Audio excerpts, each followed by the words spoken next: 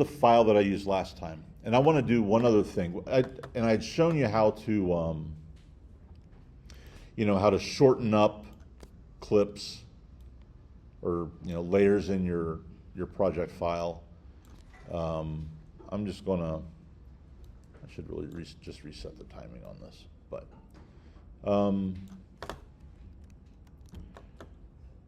and I showed you the basics of keyframing, how to do that. But I want to add one thing into it. And I'm showing you this now so that you've been exposed to it early. And it has to do with slow in, slow out, and easing. For this particular assignment, I don't much care that you ease motions in, all right? I'm more interested that you're able to animate parameters from one point to another, adjust where they live on a timeline, understand precomposing and nesting compositions within each other is kind of all the things that I'm interested in with this. I want to show you easing early on. If you want to try to apply it, great, but I don't expect you to, all right? So if I've got this window, and remember last time we kind of set some keyframes for this. If I go under my window here, tap P on my keyboard, that'll bring up my position parameter. And I can I always work backwards. So if this is where I want my object to show up at on the stage, that's where I start. When I build my Illustrator files, this is what I want my final scene to look like. It kind of makes it easy. I'm going to pull my playhead across to 1 second. And what I want to do is slide this window in from the left. This is where I want it to land. So I'm going to, 1 second is when I want that to be in place. And I'm going to go down here to my window. And remember, clicking on the stopwatch will set a keyframe, and that'll start the animation process. Clicking on the stopwatch begins the whole process. Anything I do to this after this fact, After Effects will do automatically for me. So if I move my playhead back to 12 frames, and I grab my window and I drag it off to the side, you see that it automatically drops a keyframe for me. This represents at 12 frames, this is where it's going to start. And when I get to 1 frame, it's going to slide in from the side. All of the different parameters work exactly the same way. When you're working within the timeline, wherever you have your playhead is the point in time that you're working on. So, if I'm doing other things and my playhead ends up kind of out here, and I think I showed this before, but if I forget and I decide, you know what, I really wish this was over here a little bit, it's going to drop a new keyframe right there, which isn't really what I want. What I wanted is for its final resting point to be actually back here. But what I'm going to get is this kind of a thing. And I know for me, when I make those mistakes when I was first learning, it is frustrating. But it's something that everybody does. So you can fix that a couple of different ways. You can either delete that, select it. If you hit delete on your keyboard, it'll delete that keyframe. Come back here, put your playhead right on top of that keyframe and move it. That fixes it. I could have also deleted this keyframe, taken this one and slid it back. That would have fixed it as well. So a couple of different ways to do that. But when we animate things to position, it's a very linear kind of thing. It starts, runs across, and ends. And basically what that's doing is, pull this guy back. Between this point and this point, it's placing its position at very even increments all along that timeline.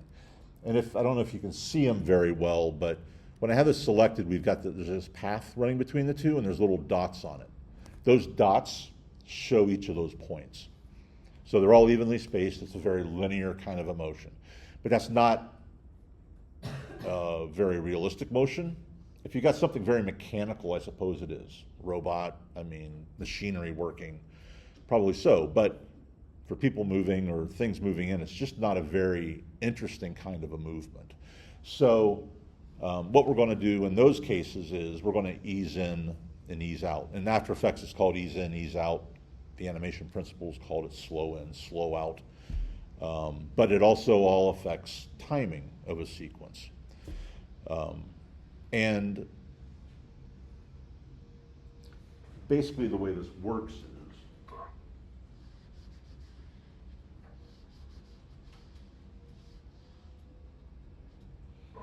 if I've got, this is my timeline. So I've got 0 seconds, 1 second, 2 second, all the way out. And I start my object here, and I, end my object where I let it come to rest. That might be indicated by this point in time. So this is time, this is position, all right? Basically, it draws a straight line from one to the other, a very straight, linear motion. If I'm going to ease in, I want to slowly ease into this point. So that's called easing in. If I want to ease out of this point, that's called easing out. And easy ease eases out of this point and eases into this point. And what that basically does is the period of time never changes. It's always 1 second. But it will, if I want to ease into this point, what it does is actually changes this line to look more like this. So it moves along, it moves into the frame quicker, but as it gets closer to its finish point, it slows down. And if I'm easing out, it's just the opposite of that. From this point, it's more like that. Ease in and ease out does both.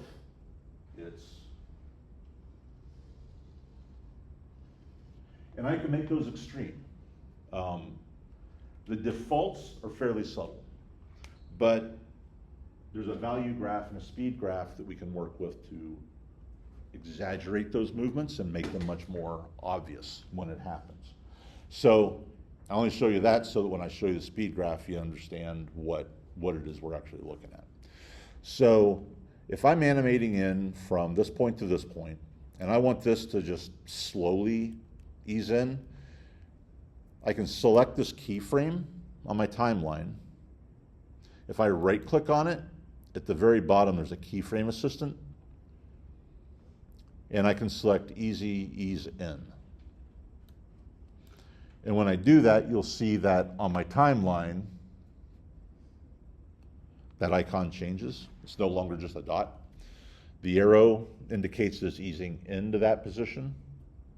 If I want to ease out of this one, the arrow is actually backwards, slow to fast. And easy ease, easing out of one and easing into the other will show up as sort of an X. It's like those two arrows overlapped, basically. So now when we do that, and over half a second, it's not a super obvious kind of a thing, but it does slowly, it slows a bit when it comes into that position. Those motions are usually more noticeable when you stretch the time out a little bit.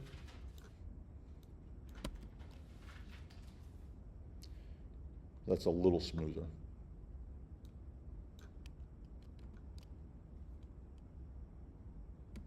It's not quite so abrupt. It's much like a car pulling up to a stoplight or a stop sign. So, that's the default. It's not super obvious, but it's subtle and it's there. And I do think it kind of comes across. We can exaggerate that though. And in order to do that, there's an additional layer to our keyframe timeline. If we look up here, right out to the side of our numbers, there's a graph editor. And if I select that, it changes this. So now you see the diagram I just drew. This is the value. This is a value graph. So basically it's quicker, but it tapers off as it moves into that final point, which mimics what I have up there. I can, and we'll talk more about this value graph later, but I want to introduce it to you now.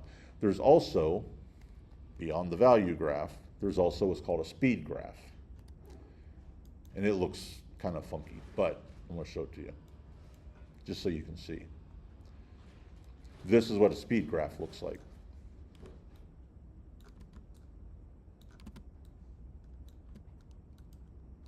And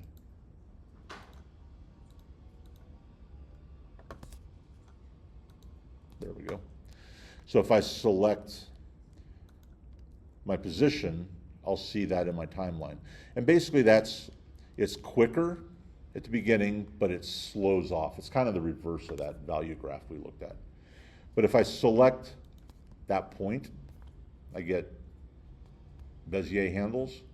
I can click on that and drag that out and change the shape of it. And now it's much quicker at the beginning, but it's exaggerating how much it's going to slow down at the end. So that's much more obvious than what we had before. And over a short period of time, that's really, if I shorten that up and look at it, it just refines that movement a little bit. So a bit more interesting. If I really want to be able to see it, I might actually stretch the time out a little bit. That slows in pretty well too. So when we're setting keyframes, by default, they're very linear. And for our character, that's fine. There are always places you can refine some of those movements, but that's basically how we move. Whenever we set keyframes, that's how we can adjust the timing and the way it comes in. All right. It's, you can do the same thing with, you can make it slow coming out, speeding up, and then easing in. So we've got some options there. The second thing I want to show you real quick is pre-composing. So I mentioned before that in the example, or the file I showed you, the working file I showed you, that RV show spot was pretty long on our timeline. There's a lot of elements in there. And if we're not grouping objects, pre-composing, those get very long and unwieldy. So the second thing we're going to do with this assignment, we're going to do, keyframe animation. We're also going to pre-compose objects, and then we're also going to nest objects. So pre-composing is, I've got this guy at the desk and I got the desk. And maybe whenever I animate that, I want to animate them in together. There are a couple of different ways to do that, but the way we're going to do it today is with pre-composing. And all I do to pre-compose is I select the desk, hold down my shift key and select the guy at the desk and select the desk. If I right click on those, about 3/4 of the way down is a pre-compose option. Select that. We'll give it a name. Guy at the desk. Say OK. And you'll see that it replaced those two items with a new composition. So now when I select that, they both move together. It also places that up here in my project window as a new composition. So there it is. And if I double click on it, either up there or down here, it opens in a new window and there's just those two guys, those two pieces, but there's the guy at the desk and there's the desk itself. So I can still animate within this pre-composed element, which is what we'll do, but consider this grouping objects. So pre-composing is good for grouping like objects that maybe you want to manage on their own. If you've got an element that needs to be reused multiple times, pre-composing it's a good way to go because it maintains any animation you've applied to it, but you can scale it, move it around, and don't have to contend with all the other parameters. That's one of those things that's easy for me to talk about now and probably understand better later when you try to work with stuff, multiple items. There's a variety of reasons to pre-compose. So pre-composing is just a fancy term for grouping objects together into a composition. That's all we're doing. So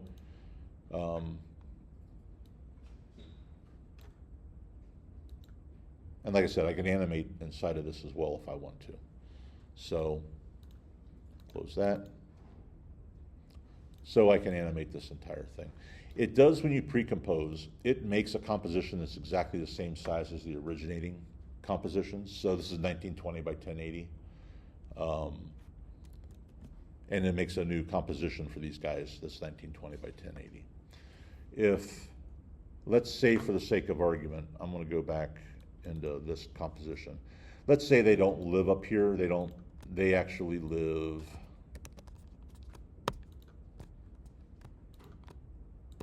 down here further, coming off the bottom.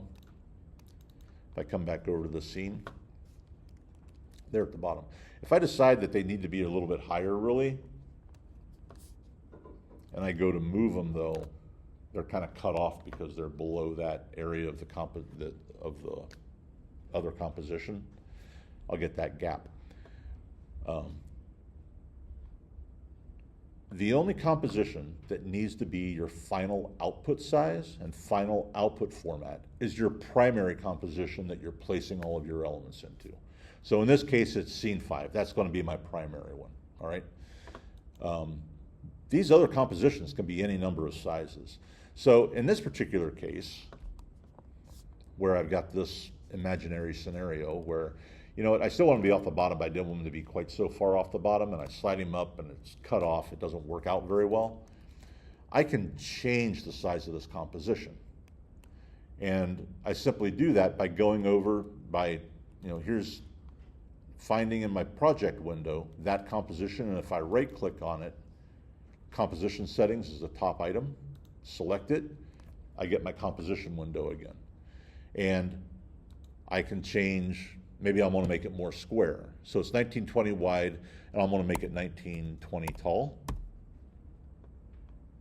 Make sure, that we're always working with the same frame rate. I'm at 24 frames right now, but so when I do that, you'll see when we come back over here, now I'm filling out that gap, and my composition size is much larger. So I'll do this a lot of times when, especially if I have like supers in the lower corner of a window, I'll build my animation in my main composition. I'll pre-compose it, but if at some point I decide I need to move it a little bit to the right, I need a bigger composition to work with there so that I don't cut off my elements. So that's kind of why it's good to know. They can be bigger, they can be smaller. It's whatever the size of the element is you're placing in your composition, all right? So that's pre-composing. And we're going to do all this with our cat animation that we're going to do here in a moment. So any questions about those things so far? Like I said, adjusting the speed graph is more to start exposing you to it early. I don't need you to, if you're able to incorporate that, that's great, but you don't need to. So for Lisa's first assignment. And we'll work more with that later. So that's my initial, that's kind of the continuation of what I started on Monday. And I kind of want to keep it all to itself.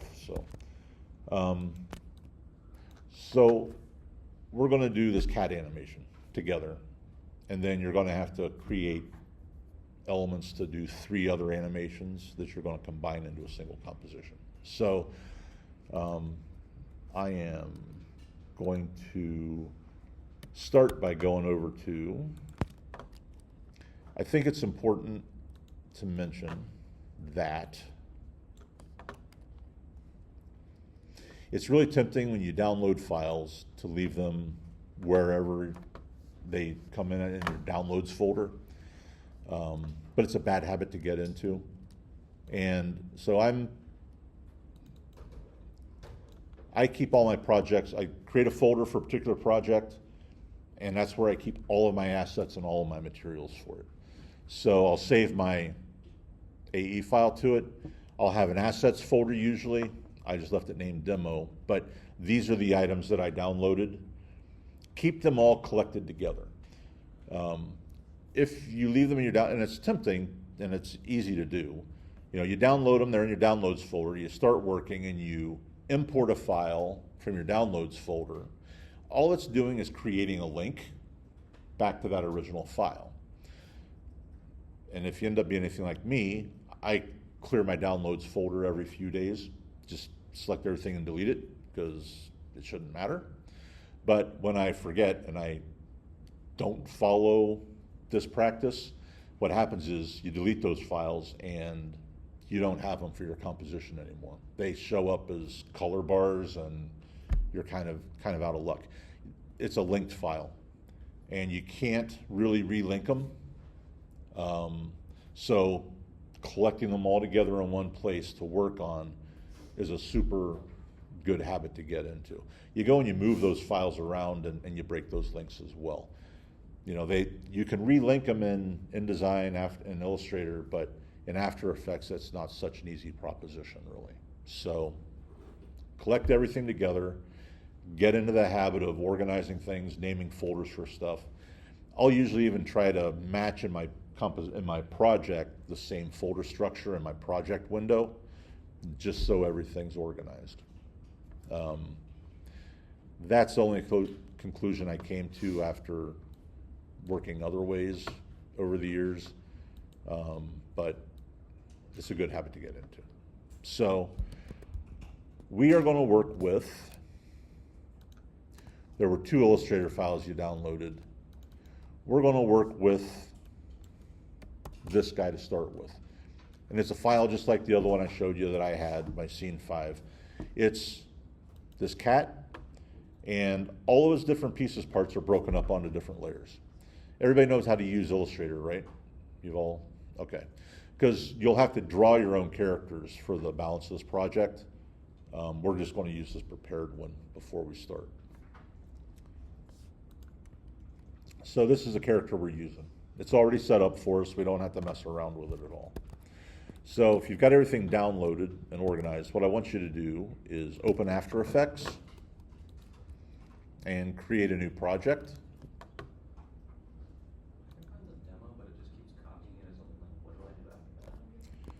So it copies it as a link. Yeah. Just a copy file. Does it, should.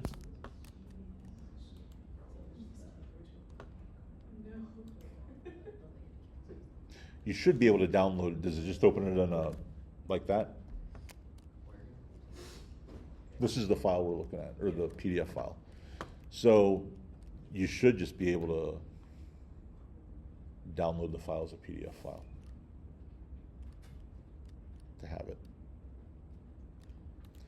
And inside of this file is this link. Download these files.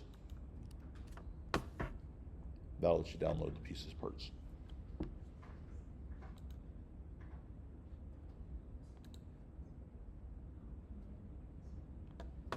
All right.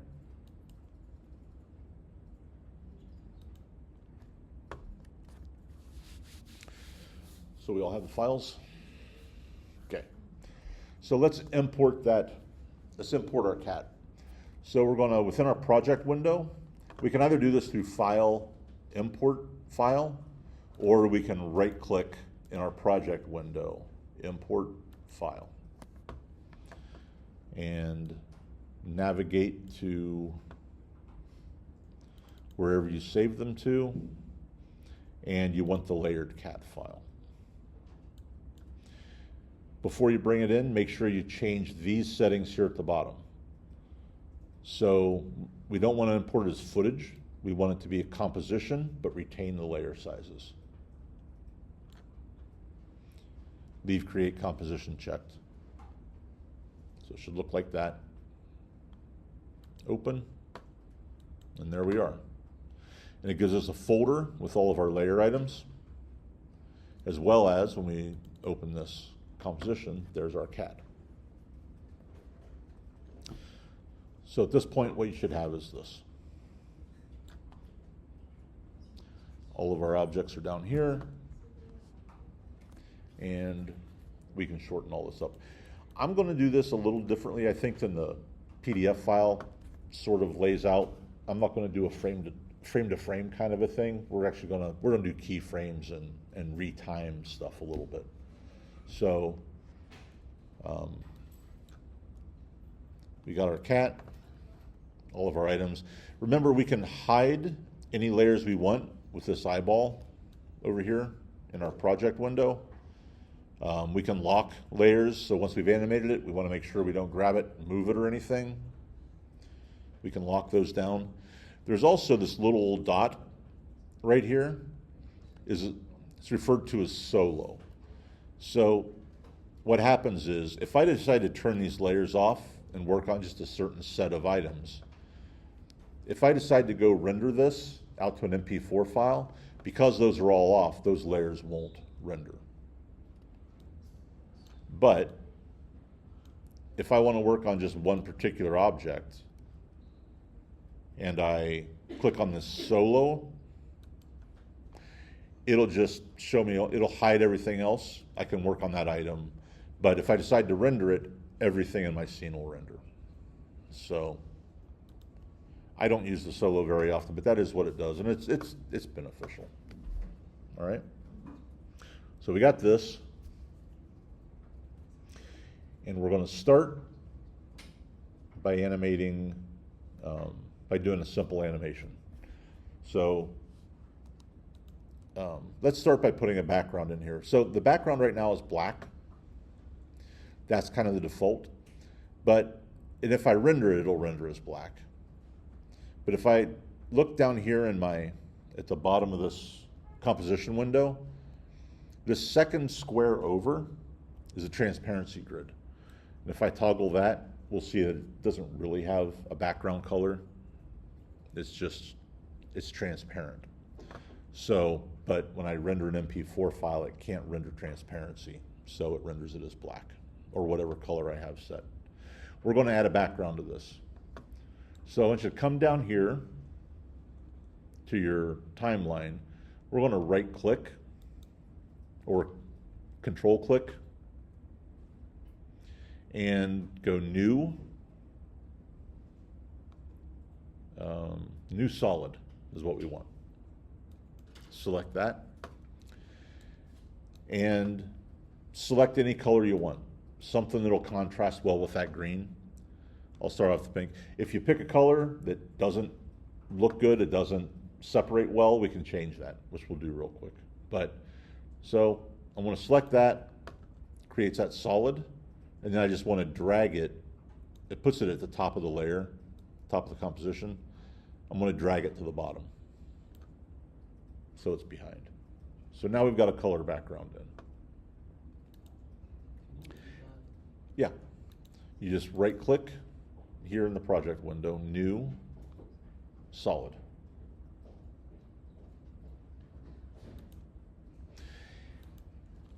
If we want to change the color of that solid, I picked a color that didn't work.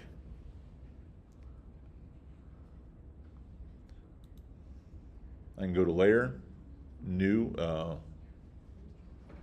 layer, solid settings, second item down.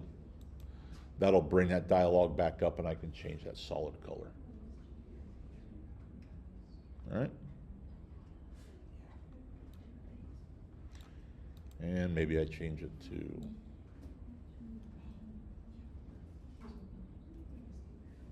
maybe I'll make it light green-ish. All right, so we got a background.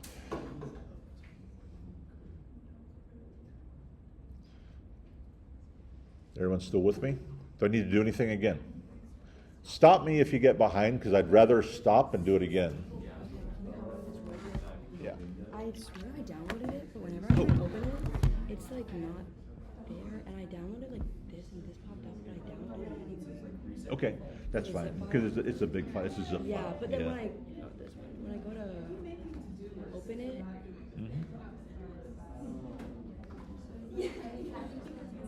Like,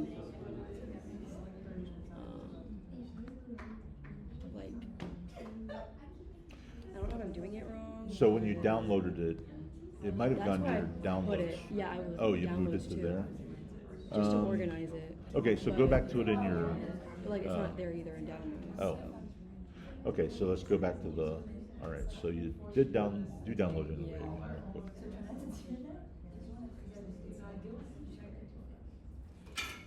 All right.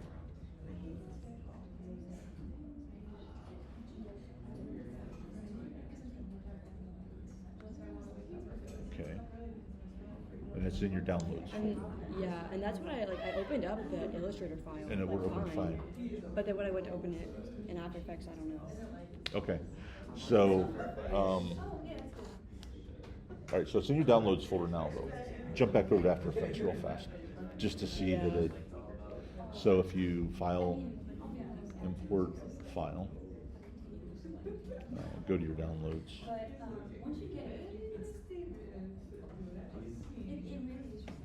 Scroll down.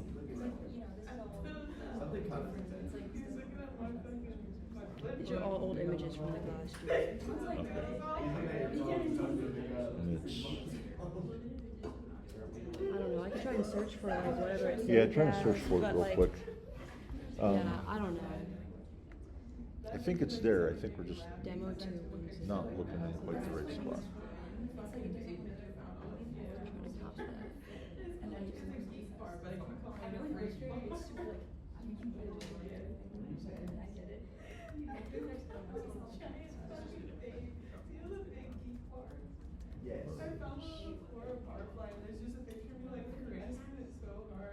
Okay, then let's do this real quick. Cancel that.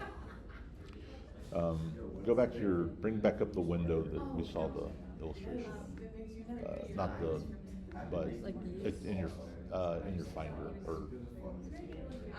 Like Yeah, yeah, there. So you can, if you can bring this up in front of your After Effects window, you can drag and drop that file too. Okay, yeah. I'm just trying. And you should get the dialogue.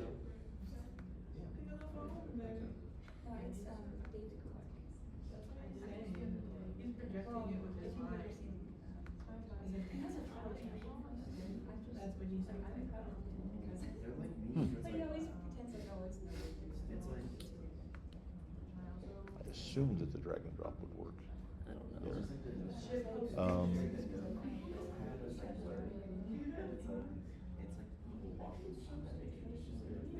You're able to open Illustrator. If I save it as a new Illustrator file, like my own Illustrator file. Yeah, try that. Okay. Maybe it's a Mac OS to PC thing. Could be. I need to get it's. Mine's like not showing up, and like I don't know Okay. what happened, but like and then it's just saying files not found, but I have it like here, and those are my layers, and then I just import it over, and then it's just not showing up done. Okay. I don't know what's happening. So why don't we delete these real quick? So just delete that. Yeah, let's just. And you can delete that too.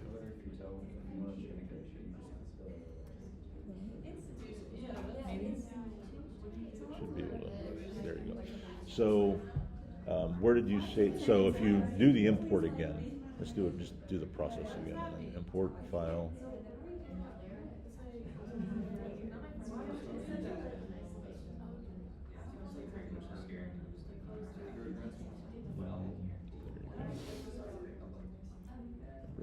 Layered cat, and then make sure you go footage. There you go. Okay, say open. Okay. There you go. And then open that up. Or sorry, open your composition. Double click on it. Okay, so we got everything. I'm just silly brain. Sorry about that. And No. then how do I save this to an external hard drive? Because my thing's already like their cache is like completely full. Got it. So you should just be able to drag it. I mean, plug your hard drive in and drag it and drop it over to it. Okay, cool. Yeah. That works. Thank you. Nope. All right, so we all got our cat. We good? All right. If I do any of this too quick, stop me as well. Plenty of people did in the earlier class. So, all right, But I'm going to switch things around a little bit. Yeah. I just got to get the linker so that I can save this to my laptop and see that. Okay. Literally recording the class so that I can see it. Because my after tracks is in the hospital and I can't find it to work.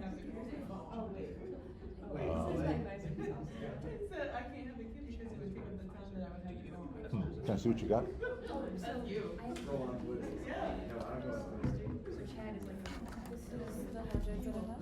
Okay. And I need this again. Got it. You need a print adapter for that. Yeah. All right. Here, you can use mine for this. For what I'm doing, I don't need it. So, yeah, give that a try. And then, yeah, but something like that is, I mean, you'll be able to pick it up at a bookstore or Amazon or any place like that. Yep. All right. Anybody? Oh.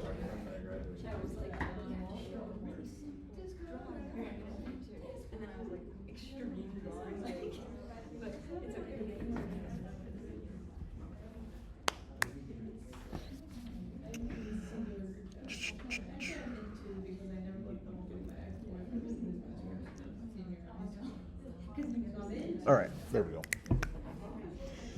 All right, so let's start with something easy. Every object has animatable parameters, and we're just going to stick with the standard stuff for right now. So we can, I'm going to look at the eyebrows on this cat right now. So if I select those, it highlights down here. There's this little arrow right next to it, and if I turn that down, we'll see transform. If I turn that arrow down again, these are all the parameters that I can modify for this object. Every object has a set of transform parameters. I don't think you'll find one that doesn't. And it's our opacity, rotation, scale, position, and our anchor point. All right. So we can see them all by doing that. But if we want to focus on one particular parameter at a time, all we need to do is, with that selected, for position, for instance, tap P on your keyboard, and we'll just see the position parameter. Or S for scale, R for rotate. If we want to adjust our opacity, that's not O, that's T for transparency. Because O is already used. So T for transparency for our opacity, all right? So what we're going to do is animate this so that these eyebrows fade in. And I always work backwards. It's just the way I do it. But if this is where I want it to start, I'm going to put I'm going to change my view and trim a little bit. So if I want my eyebrows to be fully into my scene at 2 seconds, I'm going to move my playhead there. And we begin the animation process on any parameter by clicking the stopwatch that's right next to it. So if I click that stopwatch, it drops a keyframe right there. And that's what it'll be when it comes in. 100% opacity at 2 seconds in time. So I want it to fade in from nothing. So I'm going to take my playhead, drag it back to, I'm going to put it at 12 frames. Come back over here, and if you can either click here and type 0 for 0 opacity, hit return. You can also, if you click in there, you'll see that your cursor changes. You can slide it back and forth to increase or decrease. All the parameters you can do both ways. So whenever I make that change at this point in time, it automatically puts a keyframe right there. So being cognizant of where your playhead is and what you're doing in time is important. And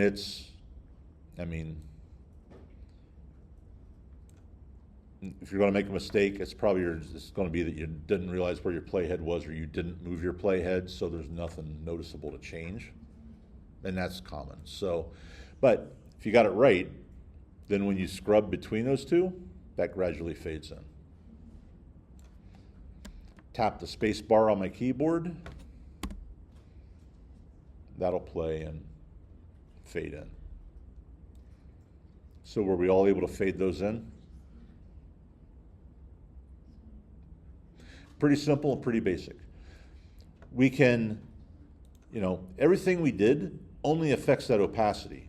If we open this back up and take a look at all the parameters, that's the only one that we've animated. We've left all the other ones alone.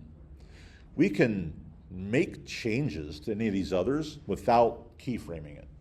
I mean, if we just want to change the scale of something, but we don't plan on animating it, we can do this. We can do that here. We just don't bother to set keyframes. So there's our first animatable thing. So the second thing we're going to, and right now it exists between 12 frames and 2 seconds. And for that fading in, maybe that's about right. We'll know better whenever we get some other things animated. So we've done that. I'm going to close that down. If I want to make sure that you can leave it at that. If you want to make sure you don't grab it accidentally and move it later on, especially if you've got position keyframes set, you can always lock that layer down so that you can't grab it and move it. I'm going to lock it for now.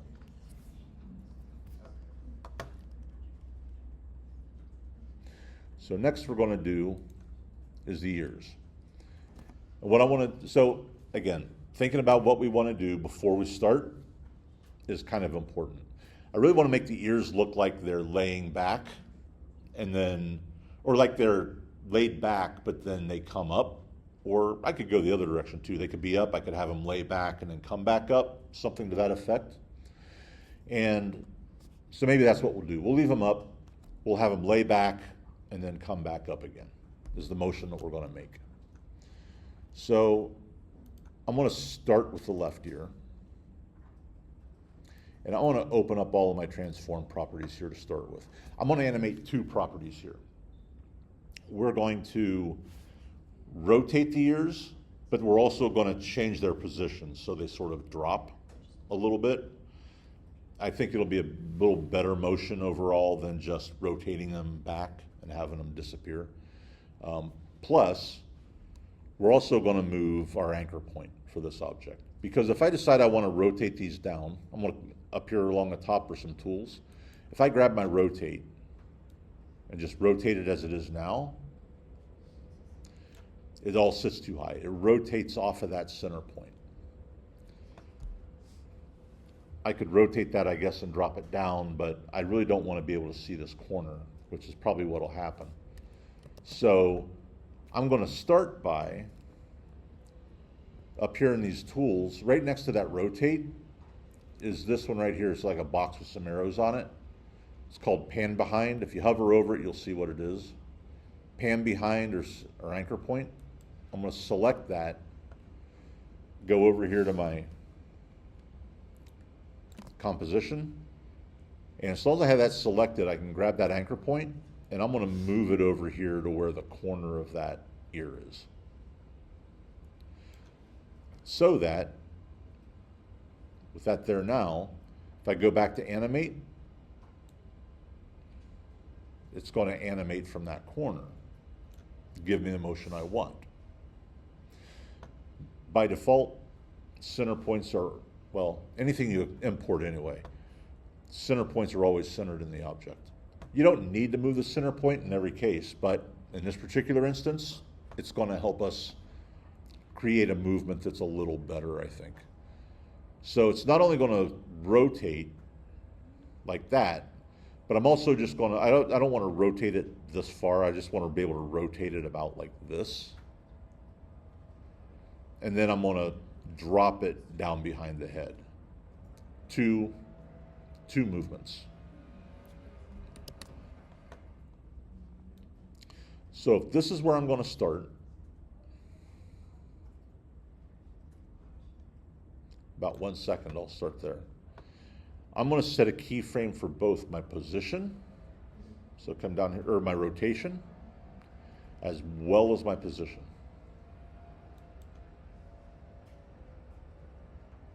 And at the end of my movement, or at the beginning of my movement, this is where it's going to be. And then I want it to, there. Now I want to set, I didn't rotate it back up far enough. Whoops. Rotation and position at this point in time. And I didn't pay attention, so I don't want it to start, in my timeline, I'm out here, yeah, that's okay, I guess. We'll do it there. All right. So I set those. We all good? Yeah, for the year? Yeah. So let's put our playhead right where we want it. And I'm going to start with it in this position. So I just want to, if I open up that ear, open up the transform panel, I'm going to set my keyframe for my rotation and my position. So I've got 2 keyframes. I'm going to pull my playhead across to about 2 seconds. And this is where I want my ears to be totally laid down and drop it behind the head a little bit. So I'm going to, at this point in time, I'm going to rotate this down to about here. But I'm going to go grab my selection tool then, and I'm going to click and drag this down. And don't worry about the fact that we're overlapping our eyeballs at the moment. So that, and whenever I do that, make those changes out here, it'll automatically go and put those keyframes in for me. So now it rotates down, kind of rotates and then drops below the head. I can tell I don't really like how that looks. I kind of moved the position down too far, I think. So I'm going to change this by making sure I place my playhead right back at that last set of keyframes. And I'm going to slide the ear up a bit. I just want that secondary motion to make it a little more believable, is the only reason I'm incorporating that. Slide that up a little bit, grab my rotation tool, and rotate that more. And I think that'll be a little better movement overall. So if I put my playhead back here, it rotates down. Just entirely disappeared on this side of the ear. Yep. Okay, so you're working directly in the layer. Okay. See that? Yeah. So if you close that layer up. Okay. Yeah. Okay. Work on it from there. So that's good. Something she just did that didn't work out right, I want to point out to you. If you double click on this ear or any object, what it does is opens that object up in another window, and you can't really animate it from there. You just close that window and your composition's sitting here. So if you happen to double click on a shape, it's going to open just that object. But you can't do a whole lot with it. So, and that'll show up right here. Here's your composition. Here's that layer you just opened up.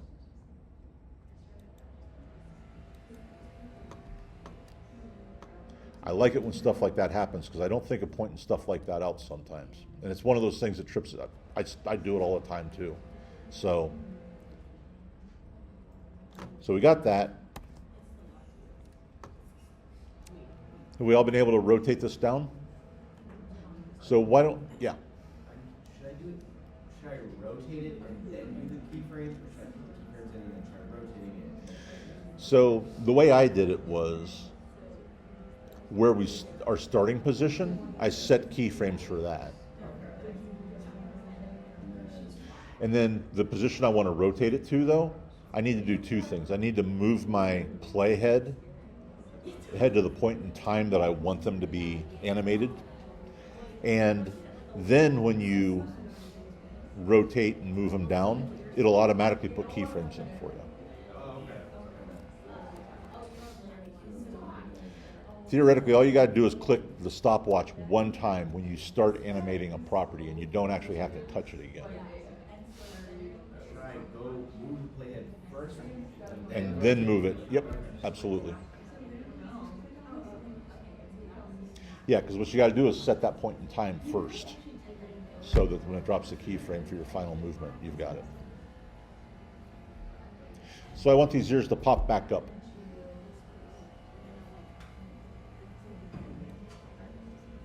Rotates down. Popping them back up is simpler than all of that. Let's move ahead just a little bit more on our timeline. I'm going to come back here to where my animation started. If I click and marquee drag it down, can I do them both at once? I'm going to try. Yeah. My stuff is showing up. I don't know what I hit, but like. Because you probably up there. So here's your composition. See that tab right there? Click on that. Voila. Yep. It's okay. Getting used to the interface is the big thing. And there's so many places to click and whatnot. So here's what we can do to save ourselves the trouble of having to animate this again. I'm moving this back in time. I'm going to start with my position. Select that keyframe. I'm going to copy it. And then wherever my playhead is, if I paste, it's going to paste that keyframe, all those values right back into that spot. And I'll do the same thing with my rotation. Copy it. Can we select both of them and copy them at the same time? Select them both and I'm doing it one with, you know what, I don't know. Let's do it. If I select them both, yes, I can.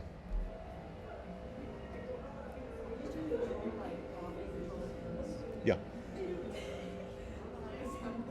So you make sure you select the keyframe that you want. So it should be, yeah, it should be Control C, Control V. You could probably also do the edit menu, copy and paste.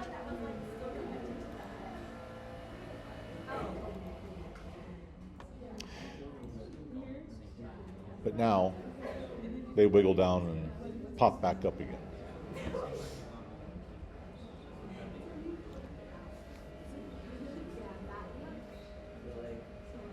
like a caveman.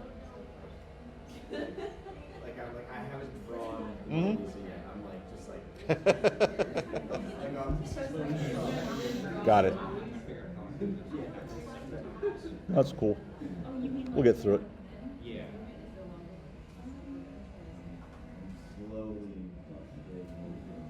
So that ear I kind of threw a bunch of stuff into, though. A lot of things you can do. Can we copy all of that and apply it to the other ear? No, because think about it, the values, the positions, and the rotations are going to be backwards. Oh. So you got to animate them each individually. Okay. Yeah.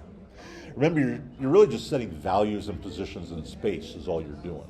Could I copy the whole year and then just mirror it? So then it just, how do I, is there like it's like when I use Photoshop, I can edit, transform. Mm-hmm. I get it. That's what I'm trying. No.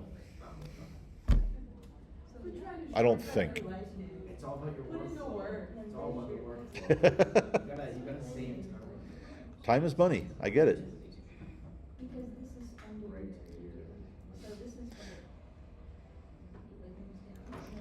You know, so we're just, animating points in time is all we're doing. Time is it.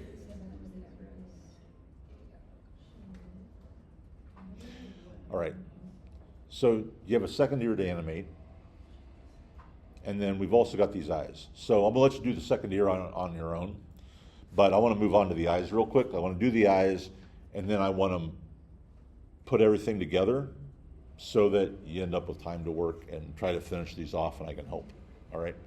And if you got time and you need help with it too, I can stick around after class as well, all right? So I'm gonna move on to the eyes. Let's leave the ears behind for a moment.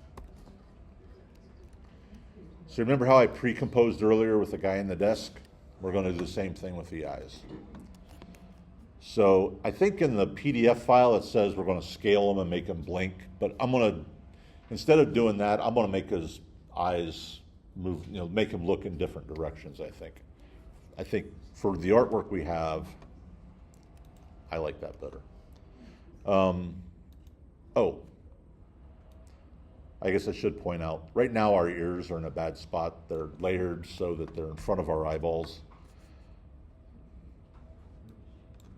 I'm gonna go I can select each of my ears and drag them down in the hierarchy so they're below the eyeballs and they're behind it. So if they're below an object, they're gonna be behind the object. This just seems like layering with a lot of steps. Seems like what you Kinda. Yep. So that's a little better. All right, so our eyes. Let's select our pupils, the pupils and the eyes both. Right click on it. Go down to pre-compose. It's about 3/4 of the way down that contextual menu. And you're gonna get this dialog and just call it,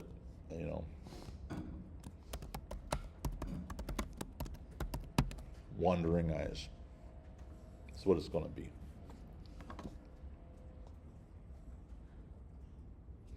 And say okay. And you'll see that the eyes are replaced with this pre-comp. So did we get that? It'll do it automatically.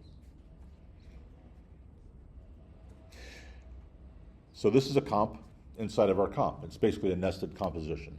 Pre-comping is just grouping. That's all we've done. We've grouped these objects together to handle them separately, all right? So if I double click on this and open it up, there's the eyes. But the one thing I really kind of want to point out is if I jump back over here to my original one, my original layer, I've animated my ears. So let's say both my ears come up. And about here is where I want to animate the eyes. Wherever my playhead is on my primary timeline, if I go into this pre-comp, into these wandering eyes, you can see my playhead is going to be in exactly the same spot in that composition. So I can at least roughly position everything where I want it to animate it. So I'm just going to move these pupils back and forth. We're going to do something, it's just going to be a position move is all we're going to do. So at this point in time, I want to tap the P on the keyboard, select the pupils and tap the P. Select pupils, tap P. I'm going to set a keyframe for that. So click the stopwatch. And let's slide our playhead forward. We'll try that far. And I'm just going to select these pupils and slide them to the other side of his head, so that it looks like he's looking around.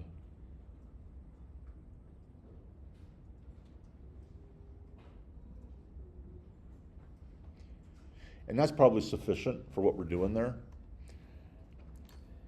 I could probably stand to rotate those down a little bit too, so this gap isn't quite as big, but we'll kind of leave it alone. I mean, we can animate any property we want to in any way. So we'll just do that for now. And if I come back into, so I'm in my wandering eyes right now. If I come back into my cat, you can see that the eyeballs have shifted to the other side. So that animation plays inside of my original composition.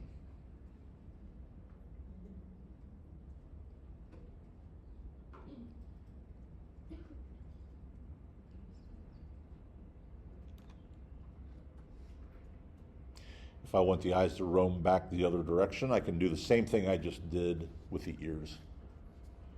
I can go back into my wandering eyes.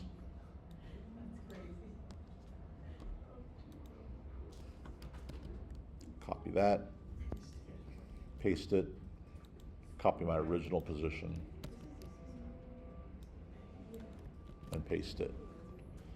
So now they travel from one side to the other, and they come back again.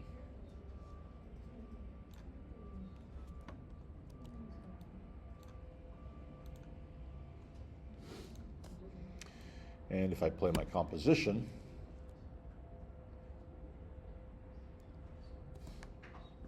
there we go.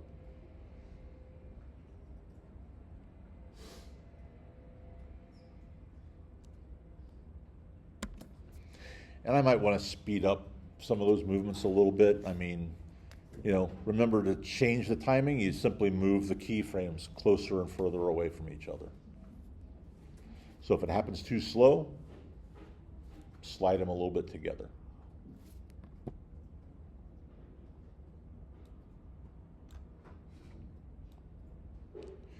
I think that whenever you pick your characters that you're going to animate, do a couple of sketches for each one just to decide how you're going to animate it.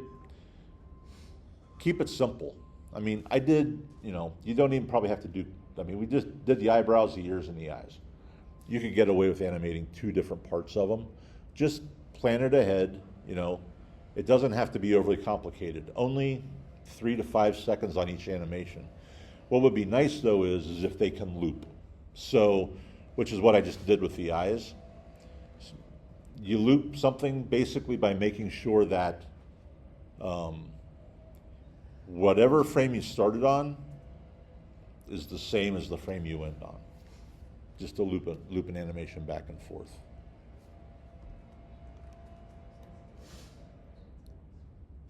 All right. We good so far? All right. So I got one last thing. And then have you animate a couple other, try animating a couple other features of this cat on your own. So here's the last thing.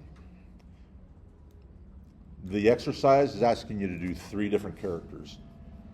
And you're going to bring them together. You're going to put them all into a single composition. You're going to animate them individually, but put them all together in a composition. So I want to do it with just the cat to start with, but I'm going to add another character in here real quick in a minute. So there's my, I'm going to pretend that my cat animation is done. I didn't really finish him, but let's pretend that he's done. And I'm going to create a new composition. So if I go up here to my project window, create a new composition, and this is going to be our 3 cats composition. Make sure it's the same frame rate. It should default to the frame rate you're using, but make sure it's the right number of frames. Say OK. Oops. I need to make it, I'm going to make it 1920 by 1080. Say OK. All right. And then over here in my project, so here's my 3 cats. I need to name this.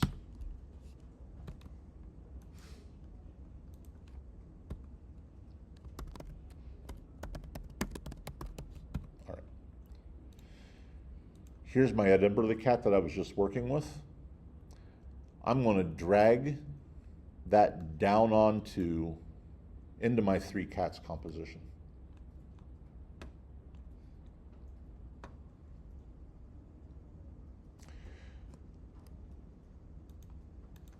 So the animation that I just did, I placed into a new composition, and if I run through my timeline, all my animations are intact. So I want to make a change to this. What I want to do is put 3 cats in here, but remember we put a background in it. So if I put 3 cats in, we're not going to see the ones that are below our top one, obviously. So if I go back into open up my original cat, I'm going to go down here to my background layer, and I'm just going to hide that. So that when I come back into my 3 cats, I can position him here. I can either drag this down 2 other times into the composition, or I can select one of them, and if I do Command D for duplicate on my keyboard, it'll duplicate that item that I have selected. And then those 3, I'm just going to kind of pull them around and scale them down a little bit.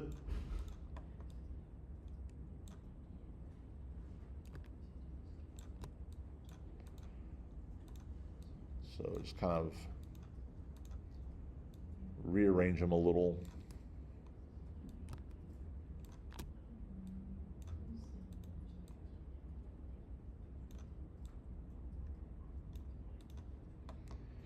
Maybe this one I want to be on top, maybe. So I've got 3 of them in a composition, but I don't have a background color in it. The reason I used a solid before was because when I created that solid, it actually created a new folder up in my project panel called solids. And if I open it up, there's that solid color that I made. I can just drag that down here into my composition. And now if I pull my playhead back to the beginning, all of my animations play. It's really slow. It needs to be faster than that. But I can do that. I can go back into my original composition, adjust my timings, and they'll play forward that way. So this is nesting compositions. So when the instruction sheet talks about that, nesting is putting multiple compositions into one, all right? So I've made this cat. I'm gonna speed him up a little bit, but I've done that. We're not gonna use the cat for our project. You're gonna use the 3 new ones that you're gonna make. But we're going to have one project file, but we're going to import each of those into that one project file. So I've got another character I'd started on. So I've got my cat stuff. I'm just going to close those compositions down to that. I'm going to right click and import another file. I started a Bigfoot. Retain layer sizes. And you'll see that it brings all of those layers from that file in, as well as creates a composition for it. So I've got this guy.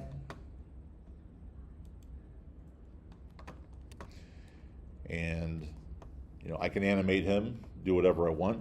Say with the eyes, I decide to let's do this real quick.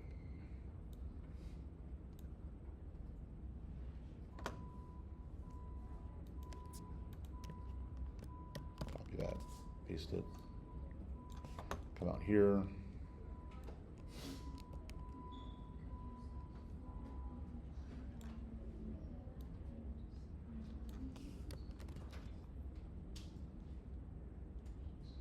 Make him blink. Maybe I want him to blink over and over again. I can select all of that sequence. Maybe I'll come out here, paste them, put my playhead here and paste them. So as I play him through, it's all very slow.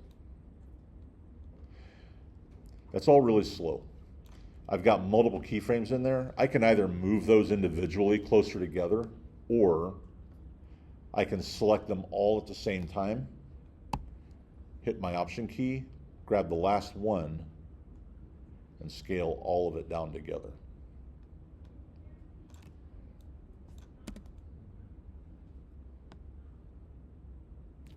It's a little bit better. There we go.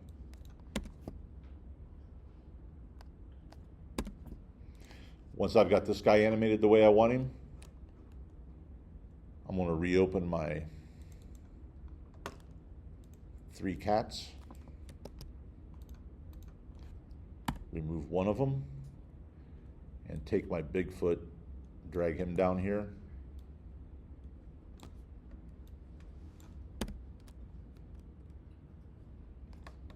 So they all behave separately. So we create projects with multiple actors, if you will, multiple elements, and then we kind of combine them all together. All right? So that's the process you'll use to create your cat or your Emberly project for next Wednesday. Any questions? Anything you want me to do again? Or do you want to dig in, just work on the cat, and ask questions as you got it? Yes? Adjusting the position, the keyframe positions? Sure. I'm going to do it in my cat file because I think a lot of these really happen kind of slowly. Are we turning in the changes we made to the cat, or is this just for practice? Nope, that's just for practice. So I'm going to open up my cat's left ear. So if I select if I click and drag around all of those keyframes, I can select them all together at the same time. Then hold down on the Option key, grab one of the end ones, click on it, and drag it. And it'll scale it in time proportionally.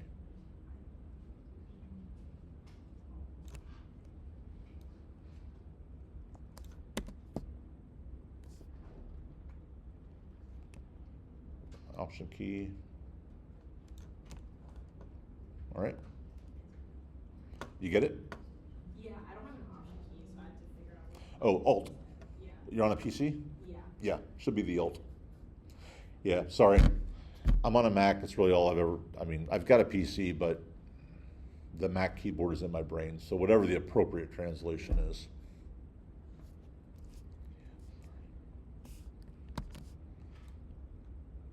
How did it change the background? What's that? How did it change the background? Change the background color. So let's go back into our 3 cats file. So when you select that, if you select that solid, go up to Layer, Solid Settings, and you change it.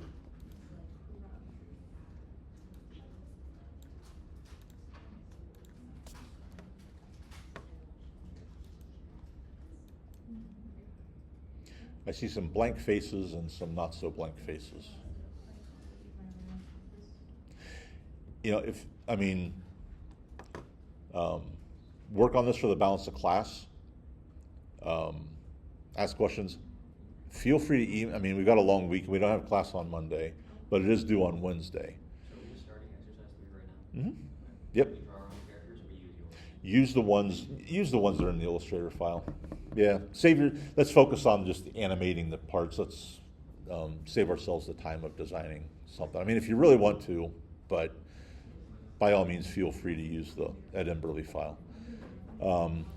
I think that PDF file is actually set up a little bit different. The screenshots I was looking at look like she's kind of doing point-to-point animation, but I did timeline keyframe, which I think is better for us to get into early, so that's the way I did it. Yeah, Faith. Just make sure I'm not doing the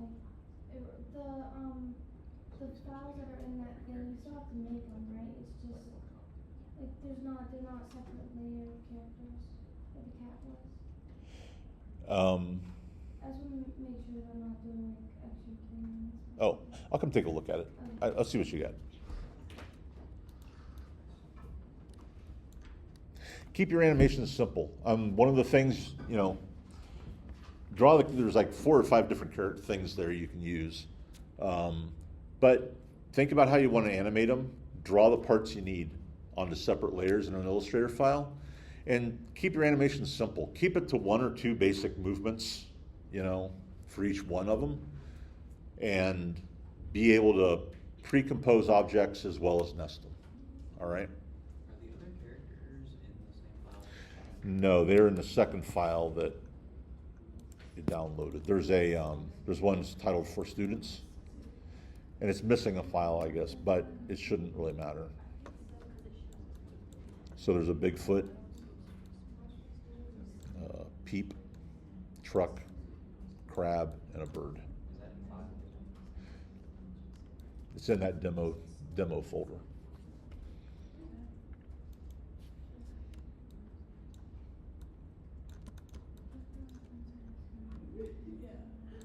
It kind of shows you how to draw them and everything. So yeah. So we have to draw these characters? Yep. in Illustrator? Sure do.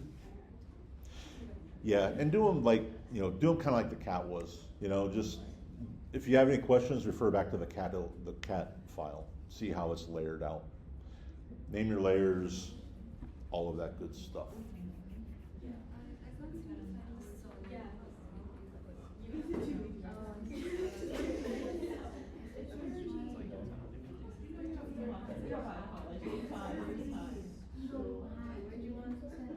What do you want? Oh, okay. So, actually, it's easier because you'll call it out.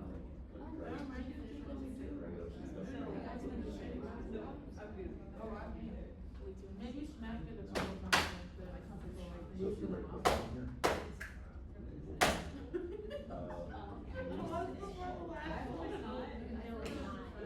Oh, yeah.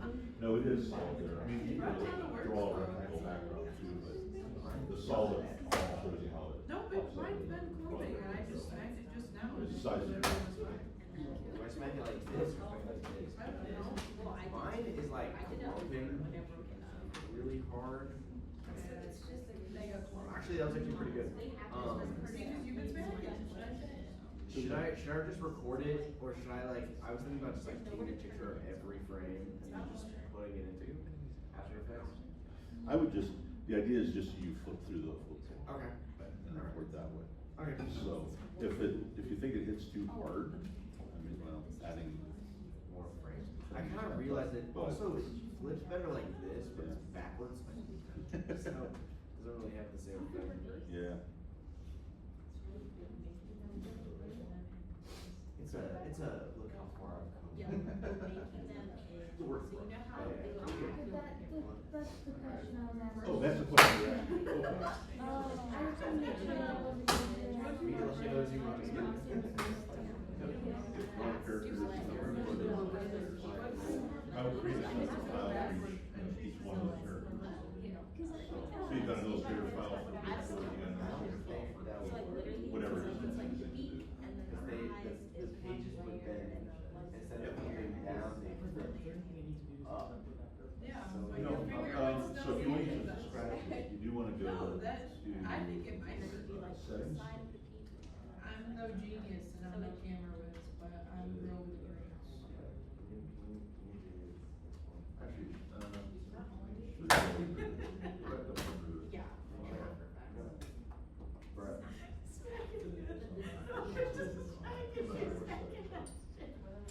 It's like funny.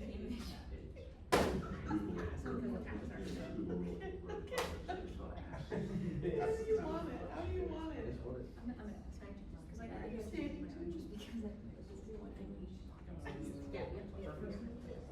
Sounds great. Close out without saving it. Yeah.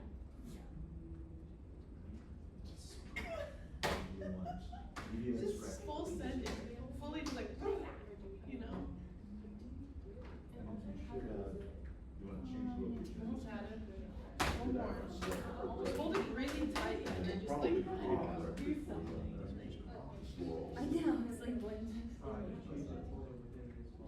okay. So, yeah, select a folder, yeah, make a folder, and use that think I should